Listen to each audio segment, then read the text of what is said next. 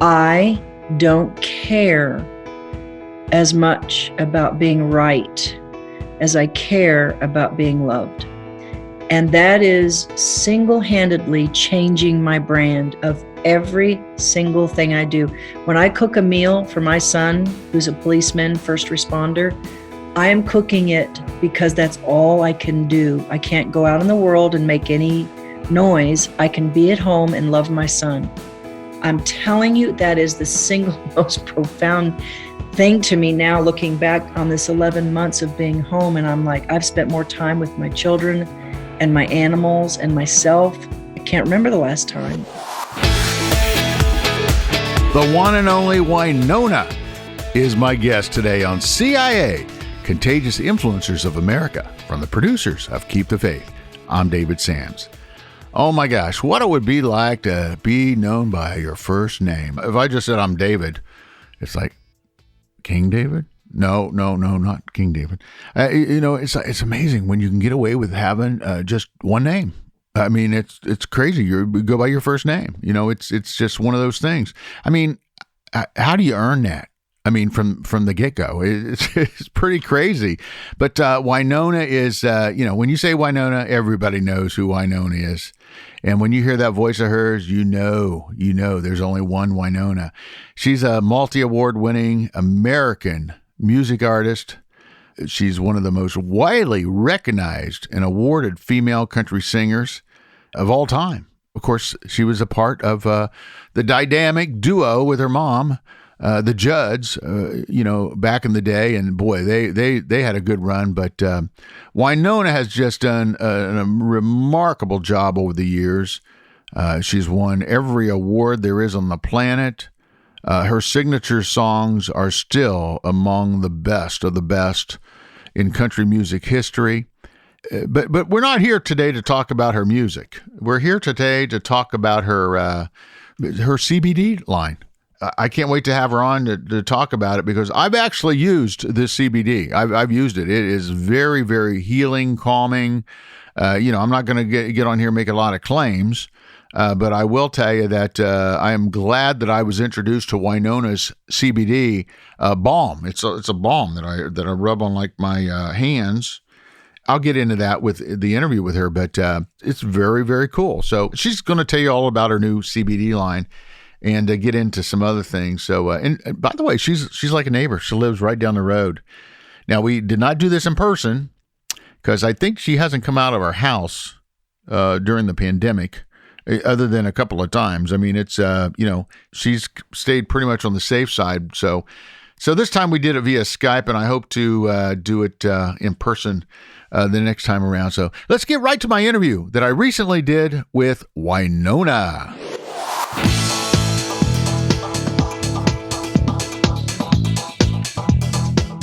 David. Wynonna? David. What's up? You got me. Okay, Doc. How you doing? I'm very sassy, peaceful, ready to kick somebody's butt if I have to, but why don't we just sit and talk? Let's do it. Hey, you're right down the road from me. I'm in Cool Springs. No way. Yeah. I'm in Cool Springs, just enjoying this spring weather that will be here for about 30 seconds. But boy, it's felt good the last couple of days, hasn't it? It's glorious. Hey, I just got to tell you before we start here, my buddy Brian, who you work with, Brian Mays. Oh my gosh. Okay, so I had this crazy cold a couple months ago, and he sent me some of your CBD balm.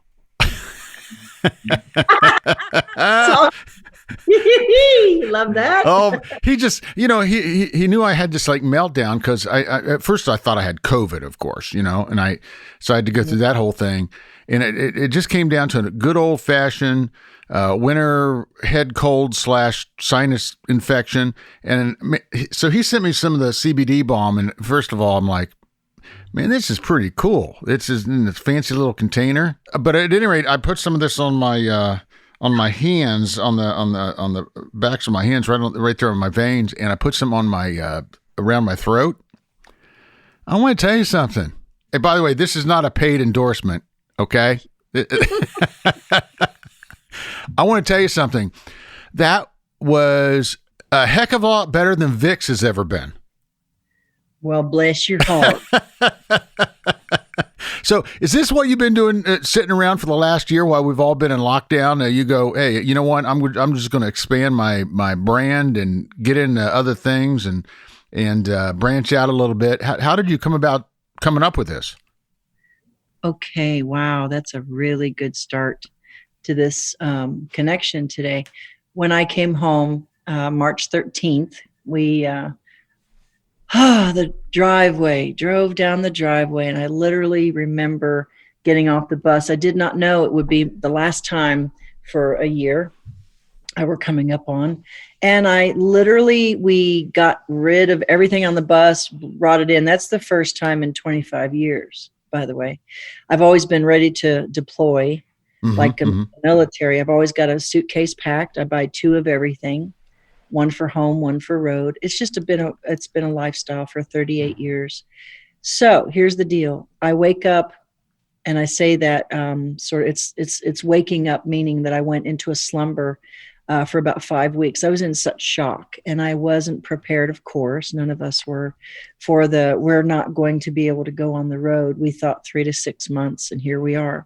So here's what I started to do. I started noticing every day that around 9:00 at night, because I'm usually doing a show, I would go into a bit of an anxiety and just a sense of, oh my gosh, this is really weird. It felt so strange in my body. I'm usually physically, sort of like getting ready to go into the ring as a fighter and do my thing and, fight the enemy and conquer. And I just, the adrenal glands are, for 38 years, think about it. I call it the great push. We've been pushing through city after city. We wake up in a different state every day. And I started noticing that I was really struggling with finding a new tempo, finding a new routine. Thank you. So as an artist, we're trained to be human doings. We are trained to go out and do a show and, sort of make love to the world. And then we end up in a hotel room alone. All of a sudden I was alone, David, and I was a little scared, I'll admit. And I just went into a real deep sadness of just unplugging from the mothership. And I started noticing my body living with chronic pain for years, blah, blah, blah. Jumping off of risers in the 80s had come to quite an interesting x-ray. So here's what I'm looking at. I'm looking at cooking for my family every day. I'm looking at self-care. What does that look like? I guess the bottom line to the answer to your question is I noticed that I was still, and I started noticing, you know what? This hurts. I'm really tired. I feel like I need to go out and walk. Never did that really on the road. We're really busy, and I got distracted. So at home, I just started looking for ways to find healing. I'm planting a garden. A lot of good has come out of being home for this time. I'm now, a farmer plugged into my animals. It's just time, David. It's time for me to take care of me because I take care of so many other people and I love what I do. I need to love myself, though, for a minute and put myself back on the list. And that is how it started. And then the next thing I know, we're just doing what comes naturally. I so relate to what you're talking about because last March, I went into a lockdown because I was exposed to someone with COVID. And, back then you thought, oh, my gosh, you got leprosy. So I went into this lockdown and then I thought, I'm going to go nuts, because I'm by myself here living in this big house with a cat. I just thought, I gotta do something to keep going without having all this connection to people. Absolutely. And so I went out and started walking and last year I walked 1,500 miles and I'd never walked before, by the way. And this year I decided I got to beat that. So I'm walking 2,021 miles in 2021. Wow. Now here's the crazy thing is you go Google it. I'm not pulling your leg. That is the exact miles between Nashville and the Pacific Ocean at the Santa Monica Pier. That's amazing. Isn't that crazy? It is amazing. Like yesterday I went out and walked, I walked just under 9 miles And I'm like, why didn't I start this like 25 or 30 years ago? So I know what you mean. Getting back to, where God intended us to be in the first place, I guess. I agree with you. Yes. So how you doing now? I mean, it's been a crazy year, and I know I've talked to so many folks and so many artists and so many people in the business who obviously they've gone what they've gone through, but the support team and the bus drivers and everybody else, there's really no way to recover from something like this. What has been your experience with your folks? How have you pushed through it, gotten through it, and what's your hope for the next few months? Interesting question, because it's so layered. I'm living much simpler than I was. I used to wake up on the road and literally it was like, oh my God, it's morning. Oh my God, what do I got to do? And I got to blah, blah, blah, blah, blah, and literally after, I don't know how many, 5 weeks was I literally woke up and I was like, I don't have to go anywhere. And so it was more peaceful. It was like, good morning, God. I had a routine in the morning that's not like me on the road. Hours are odd. I started going to bed at a certain time every night trying. And I noticed a very interesting thing. And this is profound for me. I lived so simply moment to moment. I don't know when the last time was I did that. It's hard to do in an airport or a hotel room. You're thinking about room service and do I want to walk? Do I want to watch a movie? Da, da, da, da, da. And I got up and I did this for myself. I took pictures of Gracie when she was little and Elijah. They're now 24 and 25. And I put baby pictures. I put pictures around me and I started walking to the sink. I would say I'm grateful for a new day. Because I've been through my ups and downs with all the stuff. Like all of us, we've struggled with the light and the dark, am I going to live with the glass half full or empty?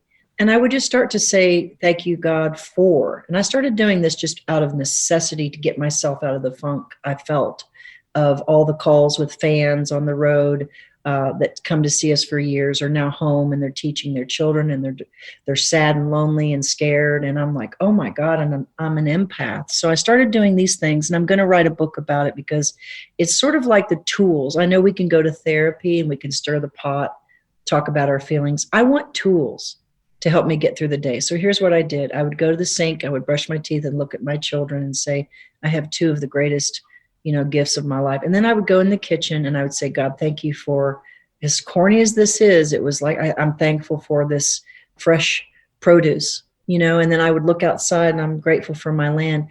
And next thing I know, I'm at lunch and I just started doing things moment to moment, if that makes any sense.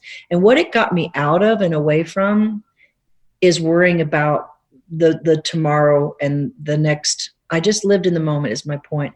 I stopped watching the news. At a very interesting time in our history. I stopped going online. I have representatives to help me do that. I speak and then they help me write it kind of thing, David. It's like I let go of the technical need to be popular and followers and likes. And I just started walking alone with God in a way that I've done before. It's been a minute because I'm so, team oriented. I found myself alone and I found myself having to breathe differently.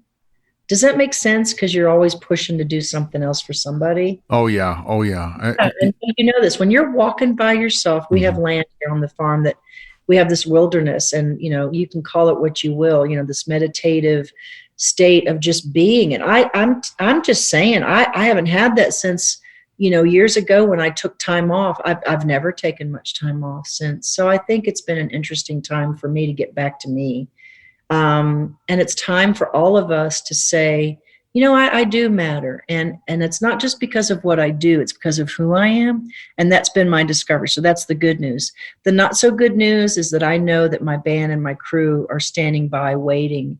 That's been the most painful. And the distraction, not distraction, but the connection, of being with my fans on Zoom calls. I'll do 40 Zoom calls in the next few days because I want to connect. That's been really cool because I've missed my people. I've missed my fans and the give and take of being live and playing music. Can you imagine how grateful we'll all be when we can go back to that? Oh, it really is amazing. The one thing that I've noticed with myself is I've eliminated so many distractions Mm-hmm. that would come up every day that I just didn't realize. I mean, I knew that there was all this noise in my life, but Mm-hmm. I've eliminated so many distractions. I think I put a total of, well, how many times can you run to Publix and back in a year? I mean, I've got like 1,500 miles in my car for a year. Okay. That's right. I get that. Now, yeah, but and I'll tell you, we've had to, even with our radio show, Keep the Faith, we pivoted, and the whole thing this year has been, like you said, to give people back tools that they were robbed of last March. Yeah. We woke up one night or one morning, and all of the tools had been stolen out of our toolbox that we'd collected all those years. We've even launched something for single people at lovestories.com, for example. We launched a whole thing where, because nobody, single people, dating's different. Churches don't have meetups. You don't have singles ministries. There's so many people in isolation now that have gone through this. Yes. So that's been the big, I think, out of everything, and I know we all have a story and we all matter. All the stories that I've heard of, not a single, and this is profound, more so than in my lifetime that I've ever experienced before. I've experienced more loneliness than ever in my history. And it's affected me in a way that my music will now be different. And I'll tell you why. I don't care as much about being right as I care about being loved. And that is single-handedly changing my brand of every single thing I do. When I cook a meal for my son, who's a policeman, first responder, I am cooking it because that's all I can do. I can't go out in the world and make any noise. I can be at home and love my son. I'm telling you, that is the single most profound thing to me now, looking back on this 11 months of being home. And I'm like, I've spent more time with my children and my animals and myself. I can't remember the last time. So that being said, my music is now more geared towards, and it's not all heavy. It's just, there's joy. There's more joy, by the way, in the music, because it's coming from a really deep, authentic place of just needing to celebrate something. For God's sake, can you please turn down the noise of the world? And I wrote a song called, the world, and God whispers. God has been whispering to me my whole life. Did I hear it? Probably not. I was distracted. I've got my headphones on and bebopping through the airport, blah, blah, blah, blah, blah. And now I'm home and the nights are so quiet. Are they not? The most lonely part of the day. And what do we do with that? And so I appreciate what you're doing, because I think you're right. People are so disconnected and they feel lonelier than ever. And no matter the age, there's not a person on this planet, billionaire. What are you going to do with? You're going to get on your plane and go somewhere?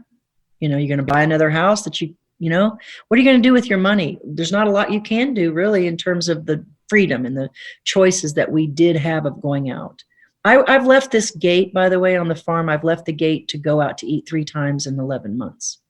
Mm-hmm, and that's really interesting, because when I got home, I literally got out my stretch pants and my sports bra, and I put on my Ugg slippers, and I haven't taken them off. All these Zoom calls, I'm wearing my Ugg slippers. I've never saved so much money on hair and makeup products in my life, right? Who cares? So it's been an interesting season of loneliness meets, and I'm really strong on this term, from pain to purpose. And that may be, the title of my next book, because that's it. Every day, we all have our sayings, from pain to purpose. I get up in the morning, I deal with chronic pain, therefore the Wynonna CBD. I wake up and I use my day to try to figure out how to get through the day without, of course, being a butthole, and being kinder, because you have to face people in your home now, and your dogs and everybody. And then is to get through the day with just the breathing and the deep breathing and the trying to stay in my gratitude, and just trying to stay focused and mindful of and I know you know this. And when you walk, what do you think about? What do you do with your time when you're just walking and it's just you? Well, I'll tell you the coolest thing I've done, because, I started out when I was walking. I started out with listening to podcasts, and I love Okay. podcasts. Then I went from that, and every once in a while I turn on Casey Kasem's Classic American Top 40 and relive, 30 years ago, and that's a lot of fun because that's on 24/7. And then one day I just decided, hey, I wonder if so-and-so is still around. Honest to God, I started calling friends that I literally have not talked to in 10 or 20 years. I did the same thing. I called people on the phone. Did you notice that after like 20 minutes, perhaps, they would do the thing of, well, okay, almost like you feel like when you hug somebody, you pat, pat, pat, because you want to let go. It's too intimate. Did you notice that? It was like everybody's so conditioned to sort of hurry up and da, da, da, da. And I just noticed that it was interesting to try to just be in the moment and not feel like you had to go do something because there was nothing else to do. Well, you know what I mean? It was interesting. It was interesting. Yeah. The first thing I do is get through a couple of girlfriends who said, well, you never called. So what really did happen? Oh, okay. Oh my gosh. No, I'm serious. I called friends from high school. I did the same thing, my dear. I did the same thing. It was the craziest thing. And what has happened is that I have now 4 or 5 of these friends who I can get on the phone and walk 7 or 8 miles with. And they're walking right along with me, so to speak. And I've not even seen these people in 25 years. I know it. I get it. I really do.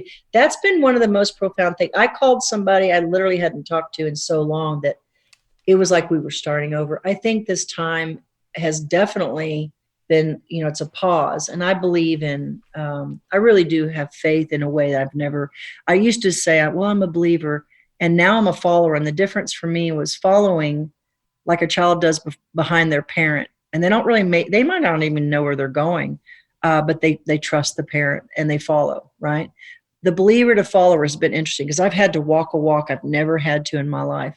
And it's not because of success or money. That I've always been really kind of so independent and freedom thinking that I had to walk a different path this last 11 months. And it put a lot of stress on myself and my husband because we had to start running a business like we were cattle farmers. We literally would get up, he would go to work, I would fix supper, and we would talk about, okay, what's the next thing we can do for the fans? We would do a thing every week on Facebook Live, and just to connect, just to plug into a deeper and beautiful place of just, okay, we're all going to connect no matter what's going on. In death there is life kind of thing. And it just made the difference in the world for us. And I think the fans, they know. And I've been calling people, and we're face to face, by the way. It's just me and the person I'm talking to. And I'm hearing stories from when I was in 1984 with my mom. And all this stuff matters. What is it Einstein said? Either everything matters or nothing matters. And that's where I'm at. None of us like to go down a road and hit a detour sign or a road closed sign, and we're like, are you kidding me? I'm supposed to go like a mile down the road. Now I have to go around 20 miles to get to where I'm going. Mm-hmm. That was always so daggone frustrating when it would happen. And now we've hit this big road closed, detour thing. I just don't know if I've just developed this crazy chill mode thing over the last few months, or if I've rubbed too much of your CBD on my arms. But I know I'm a combination. Maybe a combination. No, I'm just I'm a different person now. I'm a different person, and by the way, I daggone like it. I do too. I think with age comes the wisdom piece, and I've never felt very smart in the book way, and I feel like I have a lot of road. I'm a road scholar, ROAD, and I tell you what, I feel like I'm in a new season of awareness, and I'm awake. And I'm awake in a way that's really fun, healthy, and used to be I felt like I had to be hyper-focused and I had to always be pushing through. And know all the answers and just be successful. And, oh my gosh, I've got to make sure I do a really good show because I'm trying really hard to please, the audience. Come on. It's a lot of, oh my goodness. And now, you know what? I can just be myself. And it's so cool to not feel the pressure that I felt before. Like at home, when we're sitting in the studio, we have a home studio and we're filming, I can just sit there with my Uggs on and just sing Grandpa. And, and I invited Mom over and she sang with me over Christmas and we just sang. There was no need to be on live, television or have our hair perfect. It was just, let's get together and fellowship through music. What a concept, people. It's not about numbers. It's not about statistics. It's about the human spirit. And I think for me, back to the CBD, thing, it's about mind and body and spirit. When you have all three, like the Trinity, it works. If you work it, you have to, what is it? Faith is, the things unseen. Okay. I'm working on that. It's also action. I'm all about the verb. I'm all about, you can talk the talk. And most of the stuff I'm reading is you got to walk the talk like you're doing. You got to walk.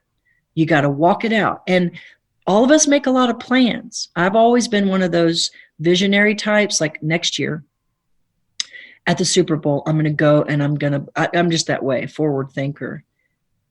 I've had to kind of let go of that because there's really no concept of time for me. There's no schedule. There's no itinerary. There's no, the flight leaves at 6 a.m. No.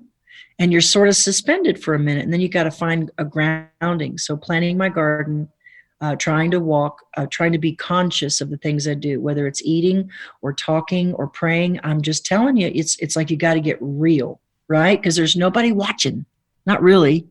You know what I mean? It's not famous. It's time to get real with your marriage. Cactus and I, we went out on a date the other night and we just had to look at each other and go, wow, this is interesting because we've been working so much on the music project, learning how to be really together. In the car, just talking and not being distracted. That's been a blessing. And what's the music project you're working on now? Well, we just finished a sort of a PBS in the summer. I'm in a season of really wanting to honor the women, and Loretta Lynn's at the top of the list of honoring her. 88 years old, and she's one of the first women that hugged me in country music. And I went to visit her and I sang Kentucky. We're from Kentucky. And we talked and I left there feeling like I had, visited. It's hard to believe that I got to do that, singing a song of hers and many others on a project that's just honoring the heroes and sheroes. I feel like the next generation especially needs to know these tremendous gifts to our world of music. And that's going to come out in June. And then after this, I'm going to go down and write songs. We're trying to write songs that are literally from my hand, pen to paper, not I get somebody to go out and do it for me. I've done that a lot where I've said, hey, write me a song about, and so now it's just Cactus and myself sitting in a room, and that you got to show up for that. You can't just phone that in, right? Mm-hmm. So I'm writing songs about what it's like to ride in the car with my son on duty. I've got one on patrol, one on parole, and I've got two children who are brilliantly gifted, and they're trying to figure out how to be, their age and the world today. It's pretty interesting to watch. It's painful. Mm-hmm. Mm-hmm. So that's been a trip. I've got a lot of song titles like Broken and Blessed, doing these Zoom calls, doing everything I'm doing, broken and blessed. It's the best and worst of times. It's very paradoxical. So you know what I'm saying? It's like the day might be really bad weather-wise, but inside I've got the fire going. I've got my 6 dogs around me and everything's okay. So it's an interesting project, meaning there's love in the world and that's the greatest of these. And there's also a lot of anger. So I'm trying to figure out a balance between the two so we don't all implode or explode. Mm-hmm. Mm-hmm. Interesting. That is interesting. So how's your mom doing? I think she's, like most people, she's 75 and she's, it's really, really difficult as a daughter to watch your mom get older and face the whole, mortality thing. We talk a lot about, the good old days. We do. And I find myself missing her. And yet I find her to be so wacky as she's aging, she's getting more and more brave. And she's definitely without a filter before. And now it's just, she's turned into a bit of a cartoon character, I'll be honest. She comes over here bringing photos of me back in the 80s with my jacked to Jesus hair, and she talks about wacky stuff, and she's just funny. She's like Lucille Ball. You never know what she's going to say. You never know. And I just enjoy her. I've been able to sit back and kind of let her just tell stories, and she's becoming quite the character storyteller. And I guess that's what happens as you get older, and you sit there and go, yep, that went to hell. She's just a character. So it's an interesting time. That sounds like my kids. They think the same of me. And it's like when I sit down with my dad, it's like, Dad, I think you've told me that story about 30 times, but go ahead and tell it again. Isn't it something when they get to the age where you want to hear it again? Yes. You realize how valuable it is hearing that story from, in your case, your 75-year-old mom. Yeah.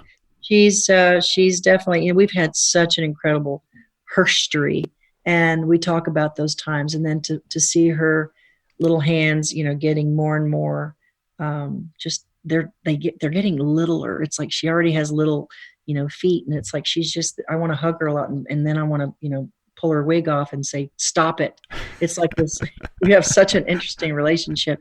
I'm trying to love her where she is, no matter what's happening. I try to just go, what can I do so that I don't have any regrets at the funeral? And I know that's a weird thought for some, maybe. I think it's important to embrace that and to realize, again, would you rather be right or be loved? It's an interesting question to ask yourself.